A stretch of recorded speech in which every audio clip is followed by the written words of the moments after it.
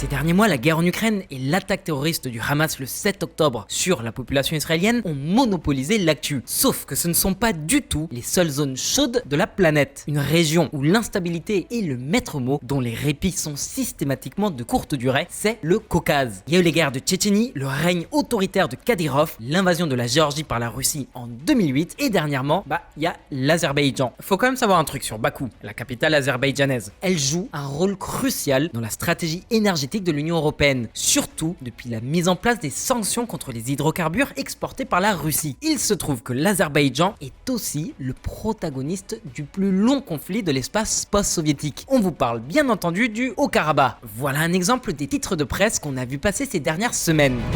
L'Azerbaïdjan a lancé une attaque contre des groupes séparatistes au Haut-Karabakh, la zone contestée avec l'Arménie. Il semblerait, je dis bien il semblerait, qu'au bout de 30 longues années, ce conflit est sur le point de toucher à sa fin. On t'en avait parlé dans l'une de nos toutes premières vidéos sur cette chaîne, du coup on va te rafraîchir un peu la mémoire.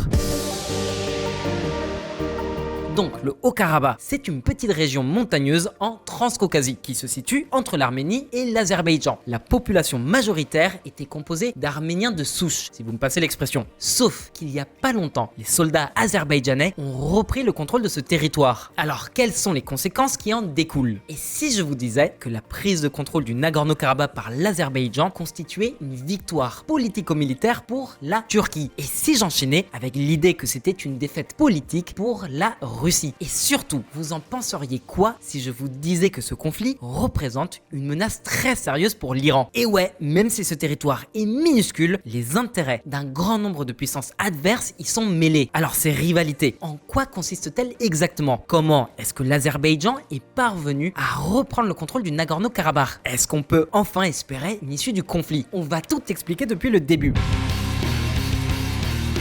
Mais d'abord, notre sponsor. Est-ce que vous saviez que vos données personnelles peuvent être vendues en ligne sans votre consentement? Pour vous donner une idée, aux USA, depuis 2004, plus de 2,6 milliards de données confidentielles ont leaké sur le web. Et faites gaffe, c'est pas parce qu'on parle des États-Unis que ça vous concerne pas. Plein de courtiers en données basés là-bas collectent aussi des données sur des citoyens étrangers. Donc nous, c'est un problème très grave vu que les fraudeurs peuvent utiliser vos données personnelles pour piquer de l'argent ou même usurper votre identité. Après, pas de panique. Vous avez tout à fait le droit de protéger votre vie privée en exigeant aux courtiers en données de supprimer vos données. Le truc, c'est que ça peut prendre pas mal de temps, genre je vous parle d'années, pour manuellement supprimer toutes les infos qu'ils ont sur vous. Un challenge bien relou, surtout qu'en vrai, personne n'a le temps pour ça. Heureusement, il y a des gens qui peuvent s'en occuper à votre place. C'est l'occasion de vous parler de notre sponsor Incogni qui va régler ce problème pour vous. Et il le fait en 3 étapes super simples. Tu crées ton compte et t'indiques à Incogni les données personnelles que tu veux supprimer. Tu lui accordes ton autorisation pour bosser en ton nom pour qu'il puisse contacter les courtiers en données et exiger la suppression de tes données personnelles. Tu t'assois et tu manges une pizza. Incogni fera tout à ta place et te tiendra informé de chaque étape du process. Et la cerise sur le gâteau, les 100 premiers d'entre vous qui utiliseront le code diplométrique sur le lien en bio, vous recevrez 60% de réduction sur Incogni. Donc ne loupez pas cette opportunité pour protéger votre vie privée sur le web. Allez, on reprend la vidéo et on commence par le contexte historique. Un conflit interminable. Au fil des siècles, le Haut-Karabakh a constamment changé de main. Y ont exercé leur pouvoir l'Empire mongol, l'Empire ottoman, l'Empire perse, mais ça n'a aucun rapport avec le conflit actuel. En fait, pour comprendre ce qu'il se passe aujourd'hui entre l'Arménie et l'Azerbaïdjan, faut remonter à la formation de l'Union soviétique. À la base de la base, à l'avènement du régime soviétique, le Haut-Karabakh avait refusé d'intégrer la République transcaucasienne d'Azerbaïdjan et avait proclamé son indépendance dès 1918. Sauf qu'en 1936, le Nagorno-Karabakh avait fini par être incorporé à la République socialiste soviétique d'Azerbaïdjan, tout en conservant un statut d'autonomie. À cette époque, la férule du Kremlin empêchait les Azerbaïdjanais et les Arméniens de se rentrer dedans. Mais avec la fragilisation de l'Union soviétique qui allait conduire à son un effondrement 3 ans plus tard, les habitants du Haut-Karabakh, pour la plupart d'origine arménienne, ont organisé un référendum en 88. L'objet, c'était l'adhésion à la République socialiste soviétique d'Arménie. Et c'est le oui qui l'a emporté. Sauf que Bakou a rejeté ce référendum et a dépêché des troupes sur place. C'est le début de la première guerre du Haut-Karabakh qui ne s'achèvera qu'en 94 grâce à la médiation de la Russie. Ce conflit a causé la mort de près de 30 000 personnes et déplacé des centaines de milliers de réfugiés. Mais surtout, l'Arménie a pris le contrôle du Haut-Karabakh et de 7 autres provinces adjacentes. C'est à partir de ce moment-là que le Nagorno-Karabakh est devenu l'une des régions les plus conflictuelles du monde. Surtout que le régime de Bakou, il n'était pas du tout prêt à lâcher l'affaire. Le déclenchement du processus de paix n'a pas abouti puisque aucun des deux pays n'était prêt à faire des concessions. Donc, en l'absence d'une issue négociée du conflit, l'inévitable s'est produit, à savoir une nouvelle guerre. En 2016, l'Azerbaïdjan et l'Arménie s'affrontent à nouveau durant 4 jours seulement avant de rouvrir les hostilités en 2020. Et cette fois-là, la guerre tua 4000 soldats et força le déplacement de 100 000 Arméniens du Nagorno-Karabakh. L'affrontement prit fin grâce à l'intervention une nouvelle fois de la Russie. Mais en septembre 2023, le cessez-le-feu il a été interrompu. Et cette fois-ci, c'est l'Azerbaïdjan qui a largement le dessus sur son adversaire arménien. Enfin, plutôt sur les milices pro-arméniennes. On verra ça en détail plus tard. Donc, pourquoi est-ce que le cessez-le-feu a été rompu? Est-ce que ces deux pays pourront un jour se réconcilier? Chapitre suivant. Une victoire azerbaïdjanaise. L'Arménie et l'Azerbaïdjan veulent tous les deux la même chose, le contrôle du Nagorno-Karabakh. Alors pourquoi précisément? Côté arménien, c'est parce que la population du Haut-Karabakh est majoritairement arménienne et chrétienne. Et côté azerbaïdjanais, parce que ça fait tâche d'avoir une grosse enclave arménienne sur son territoire. Du coup, les cessez-le-feu entre les deux pays se sont succédés, mais ne se sont jamais inscrits dans la durée. D'où le fait que plein de spécialistes avaient prédit que le cessez-le-feu décrété en 2020 allait finir par être rompu. Surtout que l'accord en question, il présentait de sérieuses lacunes. En fait, déjà durant les négociations, l'Arménie comme l'Azerbaïdjan avaient tous les deux souligné des incohérences dans le texte de l'accord. Par exemple, alors qu'une clause disposait que chacun des deux pays pourrait conserver les territoires conquis durant le conflit jusqu'au moment de la signature de l'accord de cessez-le-feu, dans un autre paragraphe, on retrouvait l'injonction aux troupes arméniennes et arméniennes uniquement de se retirer des territoires en question, ce qui est de facto incompatible avec la préservation des territoires sous contrôle arménien, vu qu'ils seraient exposés à une offensive azerbaïdjanaise en cas de retrait arménien. Mais il y avait d'autres obstacles à la mise en œuvre de l'accord. Déjà, alors qu'elle s'y était engagée, l'Arménie a refusé de créer le corridor de Zangezur au sud du pays. Ensuite, les deux pays ont aussi refusé de rapatrier tous les déplacés, alors même que le Haut Commissariat aux réfugiés des Nations Unies avait offert son assistance. C'est pas fini, la Russie était chargée de superviser l'application du processus de paix aux zones frontalières et dans les zones du corridor humanitaire de Lachin qui devait permettre de lier l'Arménie au Nagorno-Karabakh. Sauf que dans les faits, le Kremlin n'a pas réussi à empêcher les escarmouches ponctuelles entre les armées azerbaïdjanaises et arméniennes. Bref, Bakou comme Erevan étaient pleinement conscients que cet accord était en train de prendre l'eau et qu'un nouvel affrontement ne tarderait pas à se produire. D'ailleurs, parmi les nombreuses inconsistances de l'accord de cessez-le-feu de 2020, il y en avait une en particulier qui permettait aux deux pays de continuer à s'armer. En 2020, les deux pays ennemis ont investi environ 5% de leur PIB dans la modernisation de leurs armées respectives. Juste pour que vous compreniez bien à quel point c'est élevé. La même année, la moyenne mondiale était de 2,4% du PIB. Après, même si en valeur relative les proportions étaient à peu près les mêmes, en valeur absolue, les dépenses militaires de l'Azerbaïdjan étaient largement supérieures à celles de l'Arménie. En même temps, en 2020, le PIB azerbaïdjanais était 3 fois supérieur à celui de l'Arménie. Et ça, c'est grâce à la taille de son industrie pétrogazière. En fait, entre 2011 et 2020, les importations d'armement par l'Azerbaïdjan étaient 8 fois supérieures en volume à ceux de l'Arménie. Un écart énorme. Et comme l'accord de 2020 n'a rien réglé, les tensions entre Bakou et Erevan étaient très élevées. Donc la course au réarmement, elle n'a rien arrangé. En septembre 2022, l'Azerbaïdjan avait brièvement attaqué le sud de l'Arménie. L'escarmouche avait fait 300 victimes et déplacé 7600 Arméniens. C'était pas la première attaque de l'Azerbaïdjan depuis le cessez-le-feu, mais c'était la plus meurtrière. Puis, en décembre 2022, l'armée azerbaïdjanaise a pris la décision de bloquer le corridor humanitaire de Latchin qui reliait le Nagorno-Karabakh à l'Arménie. Les répercussions pour les populations arméniennes ont été dramatiques. Nous mourons de faim. Soumis au blocus, les habitants du Haut-Karabakh craignent pour leur avenir. Les gens s'évanouissent en attendant du pain. Les blocus qui a isolé 120 000 personnes à cause du conflit du Haut-Karabakh. Cette agression azerbaïdjanaise a confirmé les craintes d'Erevan. Bakou pouvait agir en toute impunité. Le régime azerbaïdjanais n'a subi aucune conséquence, aucune sanction. Juste quelques discours de condamnation par la communauté internationale. C'est pour ça que le 19 septembre 2023, l'armée azerbaïdjanaise a lancé une nouvelle offensive de grande ampleur sur le Haut-Karabakh. En seulement 24 heures, l'Azerbaïdjan a pris le contrôle total de ce territoire disputé. Et dans les 24 heures qui suivirent, on a commencé à craindre que la population arménienne du Nagorno-Karabakh soit victime d'un nettoyage ethnique. L'effet fut immédiat.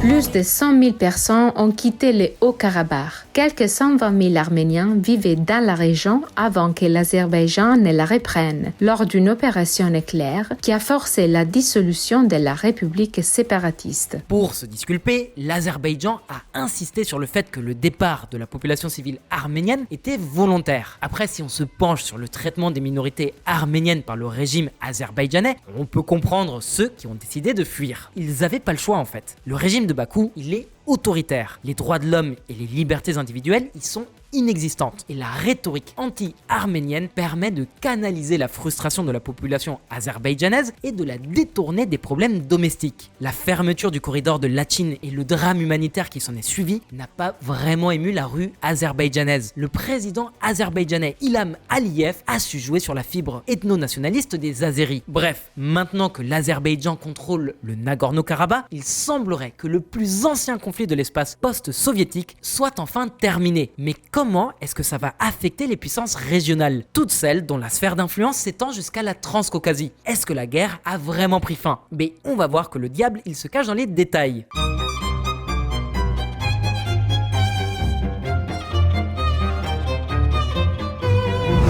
Une guerre froide dans le Caucase. Alors on pourrait être tenté de penser que les enjeux autour de ce conflit sont un peu moins dramatiques que ceux des conflits russo-ukrainiens ou israélo-palestiniens. Sauf qu'on aurait tort. En fait, le Nagorno-Karabakh, c'est un peu le concours de qui a la plus grosse entre la Turquie et la Russie. Et la tournure des événements reflète plutôt bien la perte de vitesse de l'influence russe dans la région et la montée de celle de la Turquie. En fait, depuis l'effondrement de l'Union soviétique, la Russie a été l'un des principaux acteurs dans le Caucase. D'ailleurs, c'est grâce à sa médiation qu'en 1994, le premier cessez-le-feu avait été signé par l'Azerbaïdjan et l'Arménie. Sauf que Moscou penchait clairement en faveur des Arméniens. Même qu'en 1997, les deux pays ont formé une alliance militaire qui permettait à la Russie de construire des bases militaires sur le territoire arménien jusqu'en 2044. Surtout que l'Arménie, elle est l'un des membres fondateurs de l'organisation du traité de sécurité collective dirigé dans les faits par la Russie. Sauf que dernièrement, la Russie s'est progressivement désengagée de la région. Déjà lors du précédent affrontement dans le Nagorno-Karabakh en 2020, la Russie s'était contentée d'adopter une posture de neutralité dans le but de protéger ses propres intérêts, quitte à isoler un peu plus l'Arménie. Oui, parce qu'un élément sur lequel on s'attarde rarement, c'est que la Russie est le principal fournisseur d'armement des deux pays. Et c'est pareil en 2023. La Russie n'a pas levé le petit doigt. Et puis l'Arménie a eu le temps de voir la chose venir. Et c'est pour ça qu'elle avait entamé un processus de rapprochement avec Washington, ce qui a évidemment fortement déplu à Moscou. trahison arménienne. Comment le grand allié de la Russie a fini par se rapprocher des États-Unis. Le gouvernement arménien a commencé des exercices militaires avec les États-Unis dans un contexte de tensions croissantes avec l'Azerbaïdjan dans le cadre de la guerre du Haut-Karabakh. Du coup, avec l'éloignement de l'Arménie, la Russie a perdu encore plus d'influence dans le Caucase, comme elle l'avait déjà fait en Asie centrale. On t'en parle dans cette vidéo si tu veux en apprendre un peu plus. Bref, cette perte d'influence, elle a profité à un autre pays. On vous parle évidemment de la Turquie. En fait, Ankara est une très proche alliée de Bakou. En 2009, les deux amis ont signé un accord de défense mutuelle. Surtout que la puissance militaire turque n'est pas du tout négligeable. Et elle n'hésite pas à mettre à disposition de l'Azerbaïdjan ses meilleurs armements, à savoir des chasseurs F-16 Falcon, des blindés d'infanterie, des drones Bayraktar, etc. etc. C'était déjà le cas dans la guerre de 2020. Et c'est ce qui explique les énormes avancées territoriales de l'armée azerbaïdjanaise. D'ailleurs, Erdogan, le grand défenseur de la liberté et de la justice, a permis à plein de combattants arabo-musulmans de traverser le territoire turc pour venir en aide à leurs frères azéris, des combattants notamment originaires de la Syrie. Je vous fais pas de dessin, vous avez très bien compris. Surtout que les Turcs, ils n'aiment pas du tout les Arméniens. Entre 1915 et 1923, les Ottomans ont perpétré l'un des pires génocides de l'histoire contre les Arméniens. Un génocide dont la réalité est encore niée jusqu'à aujourd'hui par de très nombreux Turcs et même le pouvoir en place. Mais à part ça, pourquoi est-ce que la Turquie d'Erdogan aide le régime d'Ilham Aliyev? Tout comme la Russie, les intérêts turcs dans la région sont nombreux et la victoire azerbaïdjanaise contre l'Arménie a favorisé les intérêts de la Turquie. Alors, de quels intérêts on vous parle? Déjà, pour bien saisir, faut regarder une carte du Caucase pour comprendre l'importance stratégique de cette région. Le Caucase du Sud, c'est tout cet espace qui est situé entre la mer Noire et la mer Caspienne. Celui qui contrôle cette région contrôle donc tous les flux qui vont de l'est vers l'ouest et vice versa. Mais pas que. Il y a aussi les flux du nord vers le sud, en gros depuis la Russie vers les États qui bordent l'océan Indien. Comme ça, pour la Russie, il y a une nouvelle route maritime pour acheminer les exportations russes. La Turquie, elle, souhaite la même chose que la Russie. Une connexion directe et un lien privilégié avec les pays d'Asie centrale. En fait, la Turquie souhaite accéder aux très importantes réserves de gaz naturel en Asie centrale, notamment celle du Turkménistan, et pour ce faire, elle a besoin d'un corridor jusqu'à la mer Caspienne. Ça lui permettrait au passage de prélever un droit de péage si les pipelines traversent son territoire plutôt que celui de l'Arménie. Et puis ça lui confère aussi un moyen de pression sur les pays européens. Il y a aussi la perspective de booster son commerce maritime. Mais pas que. Ça lui permettrait surtout de surpasser un autre rival dans la région. Et non, ce n'est pas à la Russie qu'on pense, mais à l'Iran. Alors, qu'est-ce que la République islamique iranienne vient faire ici?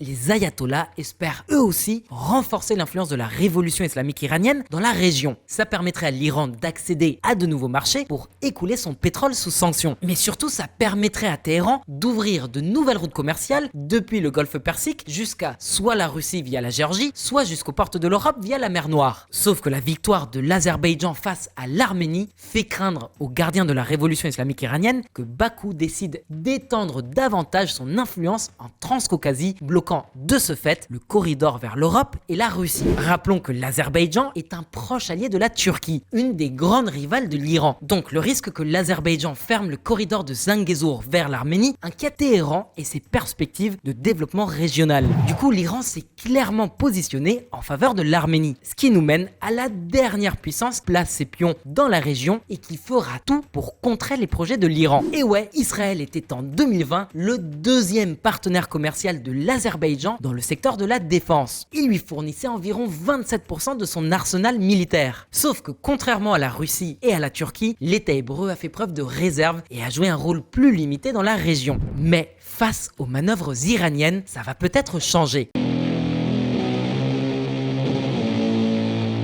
Et la guerre israélo-palestinienne et le rôle qu'a joué l'Iran dans les préparatifs de l'attaque du Hamas le 7 octobre risquent d'élargir le conflit au reste du Moyen-Orient. La guerre froide israélo-iranienne est en train de s'intensifier et il n'est pas exclu qu'elle finisse par contaminer le Caucase du Sud. Israël soutiendra l'Azerbaïdjan contre l'Arménie soutenue par l'Iran. Alors que tout menait à penser que la conquête du Haut-Karabakh par l'Azerbaïdjan était définitive et mettait de facto un terme au conflit entre Erevan et Bakou, du fait des jeux d'alliance, on risque au contraire de voir la guerre changer de dimension et devenir encore plus brutale. C'est aussi un piège dans lequel les grandes puissances que sont la Russie, la Turquie, l'Iran et Israël risquent de s'embourber. Et encore une fois, le bilan sera terrible, avec des dizaines de milliers de morts, notamment chez les civils, et des centaines de milliers de déplacés. On verra bien ce qu'il en adviendra dans les années qui viennent. Maintenant, c'est à ton tour. Déjà, est-ce que l'Arménie a une chance de récupérer le Nagorno-Karabakh? La Russie parviendra-t-elle à retrouver son influence dans le Caucase du Sud? Et est-ce que Israël et l'Iran vont se faire la guerre par procuration à travers l'Arménie et l'Azerbaïdjan? Dis-nous ton avis dans les commentaires. On espère que cette vidéo t'a plu. Pense bien à t'abonner, à faire tourner à tes potes, à mettre un pouce bleu et à activer la cloche des notifs pour être prévenu des prochaines évolutions de l'actualité internationale en temps réel. Allez, à la prochaine. Tchuss!